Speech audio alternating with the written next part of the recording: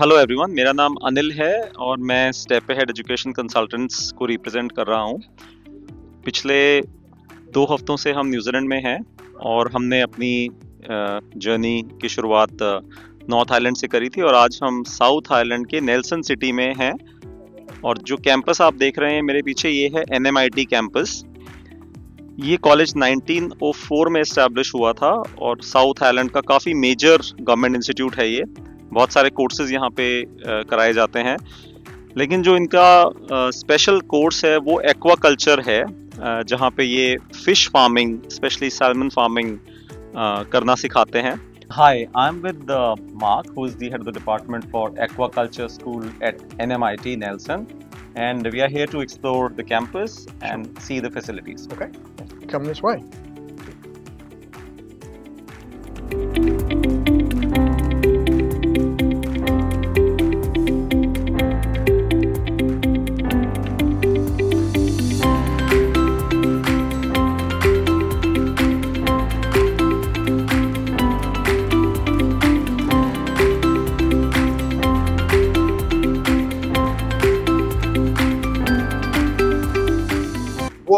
What we're really keen to ensure is that our students, having completed the course, are work ready. Right. They're not simply academics.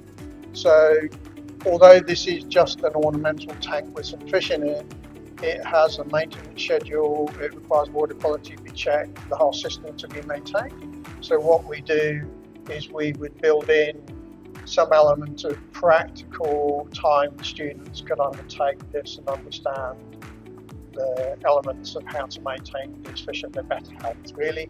So even though these are tropical from Central America, it's more to do with the system and the maintenance and the filtration that is designed. So, Right. So we'll talk here because this is slightly quieter. So this is one of our main teaching classrooms.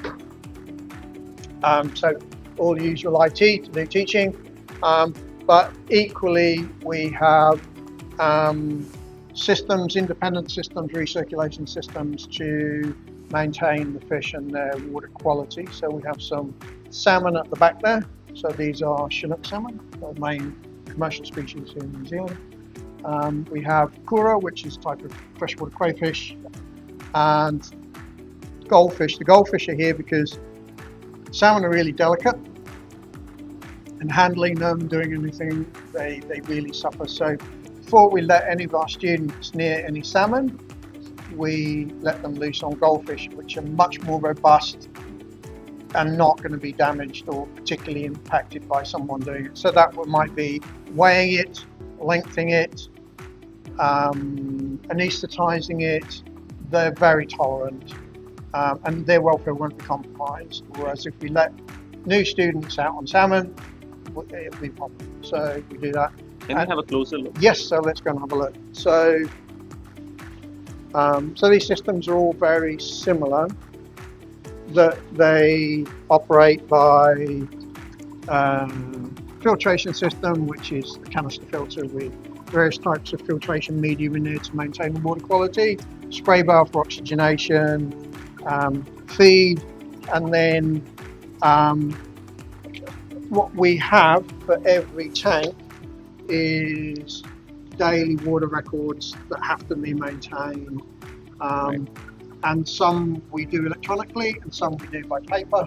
So some of them, goldfish very tolerant, happy to be at ambient temperature now. These guys need cool water, so we have to have a cooling system, as do the salmon. So this is very low density salmon, not particularly high numbers, but these salmon are here because we have schools come in on Friday, and this is something for those school children that come in here to do their apprenticeship scheme, some basic stuff, and they do the same thing. They maintain records, see how they're growing. And from a commercial point of view, it's very important to understand if the fish are achieving what they should be, but equally modern aquaculture requires you to go, for instance, food is 60% of your costs.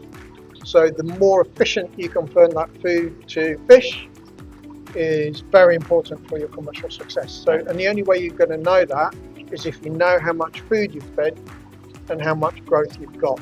Right. And then you can determine if you're making money. So if it costs $2,300 a ton for the food and you get $19 a kilo or $19,000 a ton for your salmon, you can see where what the performance might be from a commercial point of view. So Mark, what exactly do the students learn here when they join your course? They learn a whole range of different skills. So they learn how to maintain a good environment to grow the fish. Right. They learn about how these more intensive systems work, where we can maintain much higher densities of fish in a healthy way. They also learn the commerciality of aquaculture, so their bachelor's course and the postgrad all have a unit of business. And Prashant, I think if we do a bachelor in science in India, the students can come here for that program? Yes. So what actually the faculty is looking at someone who has a bio background, so science, but if they have a background in bio, that is more helpful for the program. So we had students who have taken that qualification back in India, they have come for this. So sometime it could be agriculture as well. Yeah. So because it goes hand in hand if you're looking at current how aqua and like aquaponics or agriculture is moving towards, and there's a lot of I would say support from the Indian government right now to either to do the professional development or have a qualification and come back and continuing getting into a job industry in India. And aquaculture as an industry is very much moving towards more intensive.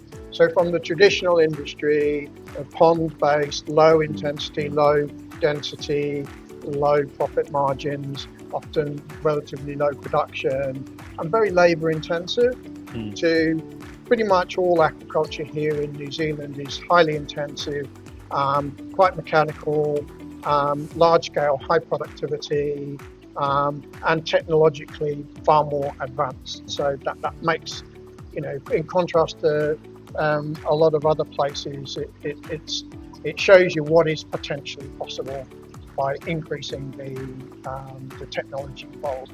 And obviously, as you increase the technology, the skill set of your staff needs to increase because there's a lot more things that they need to know to make it work. Career-wise, Mark, what is the mechanism that you follow to place these students in the industry? Sure. So, well, fundamentally, when students come, they come from a variety of backgrounds. So we would like some biology knowledge because obviously that's very important.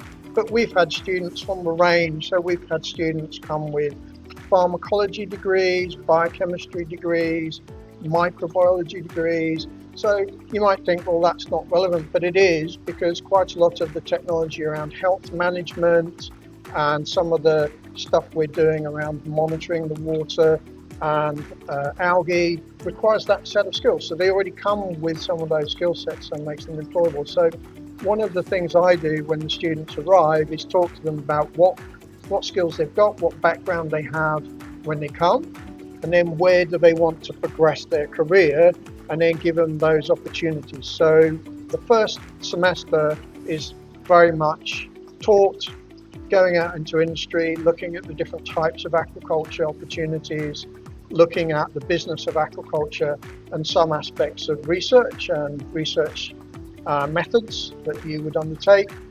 And then in that first semester, we have that discussion, and then we normally link the student with an external partner, and then they go and fundamentally are based with that partner for the second part of the year, and they complete their research dissertation, and then that gives them the opportunity to further develop not just their research background but also their skill base, so that on the graduation they can go to a job going, well, I already know how to do this job because I've already been doing it in industry, and it facilitates it. One of the things industry has learned is that in taking graduates simply from the university, they may have a good knowledge background, but in point of actually operating and working in that environment, they are very more limited.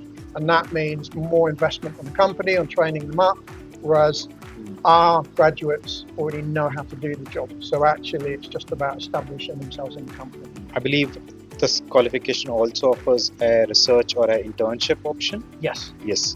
Yeah. So can we know a little more about that now? Yeah. So we have the scholarships associated with all of the programs. So students, both national and international, can apply for those scholarships. But the internship, the second half, the internship, is where we link the student with the partner organisation, and most of those organisations will offer the student either accommodation to be at that facility, or they'll offer them, sometimes they'll offer them work outside of their normal studies so they can generate an income while they're studying. So all of those things. So most of the partners are somewhat remote, so they definitely happy to help the student to complete their dissertation. Salmon rearing facility. So we do. New Zealand's the biggest producer of Chinook salmon in the world. Most people eat Atlantic salmon. That's the main one. But New Zealand specialises in this king salmon, and that's the most valuable salmon in the world. So we're the only place that really produce it. So this facility is for growing small salmon from egg through to about 80 grams before they go to sea. And it's completely automated. So the salmon live in the tanks. There's about 500 fish in each tank. And then the water leaves the tank, is filtered.